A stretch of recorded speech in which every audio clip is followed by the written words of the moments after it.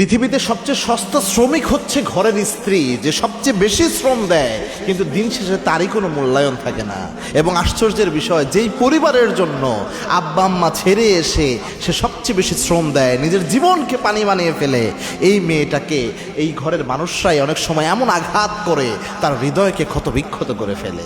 এটা কারোর সাথে হয় না। আপনার ঘরের মার দিকেই আপনি দেখেন না, মা তার কোনো মূল্যায়ন ওইভাবে সে পায় না।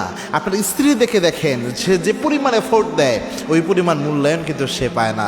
সবচেয়ে অবহেলাটাই তাদের কপালে অনেক ক্ষেত্রে জুটে। এবং যারা অবহেলা করে তাদেরকে কিয়ামতের দিনে একটা প্রশ্ন আল্লাহ রাব্বুল আলামিন এই ক্ষেত্রে করবেন। আপনি মনে করিয়েন না যে যারা জুলুম করেন আপনার ঘরের স্ত্রীর সাথে, তারা এমনি এমনি কিয়ামতের দিন পার হতে পারবেন। ব্যাপারটা এত সহজ হবে না ভাই। আল্লাহ রাব্বুল আলামিন একদিন জিজ্ঞাসাবাদ করবেন। এবং আল্লাহর হাবিব বলেছেন, কুল্লুকুম রাঈন ওয়া কুল্লুকুম মাসউলুন আন রাইয়াতিহি। প্রত্যেক দায়িত্বশীলের ব্যাপারে আল্লাহ রাব্বুল আলামিন কিয়ামতের দিন জিজ্ঞাসাবাদ করবেন। সবাইকে আল্লাহ ওই দিন